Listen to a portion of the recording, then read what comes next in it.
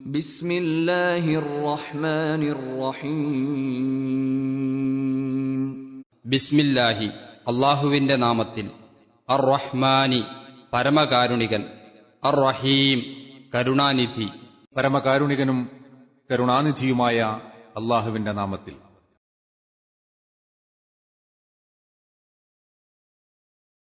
هل أتاك حديث الغاشية വചനം 1.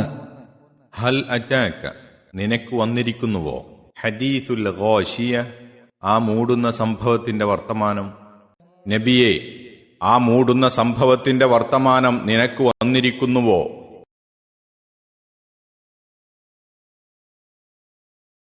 وجوه يومئذ خاشعة വചനം 2. വുജൂഹുൻ ചില മുഖങ്ങൾ, യൗമ ഇദിൻ ആ ദിവസം, ഖാശിഅ താഴ്മ കാട്ടുന്നവയായിരിക്കും.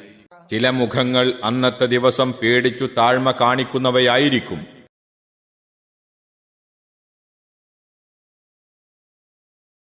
عاملة ناصبة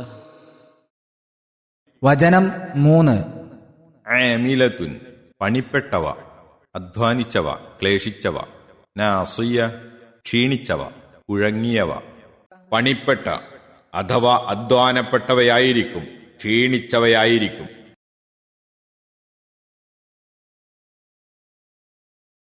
تصلى نارا حامية വചനം 4. തസ്ല അവ കടന്നെരിയും, നാറൻ തീയിൽ, അഗ്നിയിൽ, ഹാമിയ ചൂടേറിയ അവ ചൂടേറിയ അഗ്നിയിൽ കടന്നു കരിയുന്നതാണ്.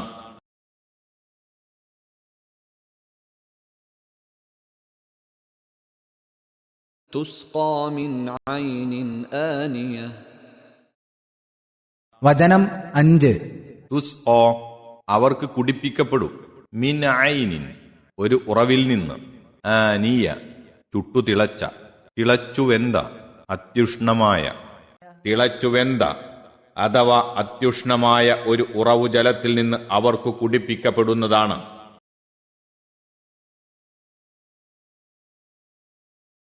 ليس لهم طعام إلا من ضريع വചനം 6.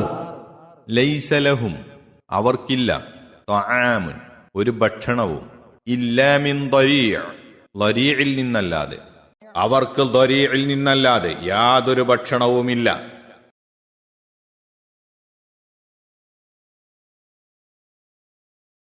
لا يسمن ولا يغني من جوع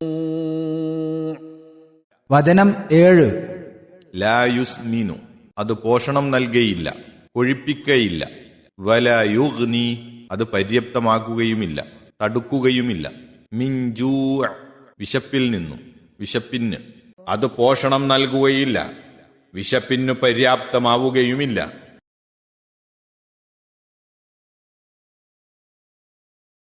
وجوه يومئذ ناعمة വചനം 8. വുജൂഹുൻ ചില മുഖങ്ങൾ, യൗമ ഇദിൻ അന്ന്, നാഇമ മിനുസം പൂണ്ടവയായിരിക്കും, ആനന്ദം, സൗഖ്യം, അനുഗ്രഹം പൂണ്ടവയായിരിക്കും. ചില മുഖങ്ങൾ അന്നത്തെ ദിവസം ആനന്ദഭരിതമായി മിനുസം പൂണ്ടവയായിരിക്കും.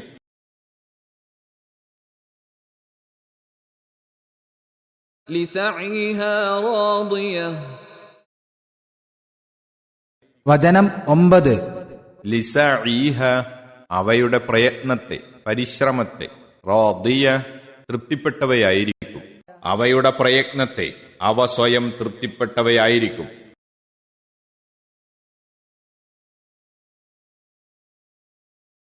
في جنة عالية വചനം 10. ഫി ജന്നത്തിൻ സ്വർഗത്തിലായിരിക്കും, ആലിയ ഉന്നതമായ അവ ഉന്നതമായ സ്വർഗത്തിലായിരിക്കും.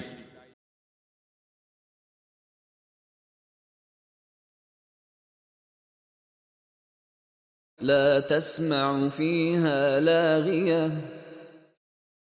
വചനം 11. ലാ തസ്മഉ അവ കേൾക്കയില്ല, നീ കേൾക്കയില്ല. ഫീഹ അതിൽ, ലാഗിയ ഒരു നിരർത്ഥമായത്, അനാവശ്യം.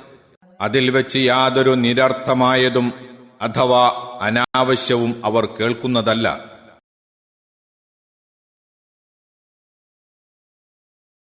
فيها عين جارية. വചനം 12. ഫീഹ അതിലുണ്ട്, ഐനുൻ ഉറവുജലം, ജാരിയ ഒഴുകുന്ന, ഒഴുകിക്കൊണ്ടിരിക്കുന്ന ഒരു തരം ഉറവുജലം അതിലുണ്ട്.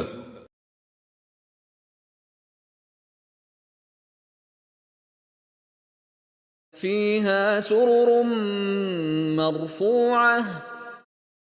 വചനം 13.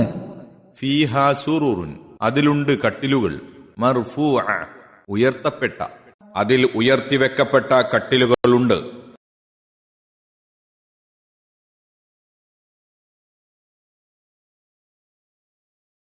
അൽ ഗാശിയ മൂടുന്ന സംഭവം കൊണ്ട് ഉദ്ദേശം ഖിയാമത്തു നാളാണ്.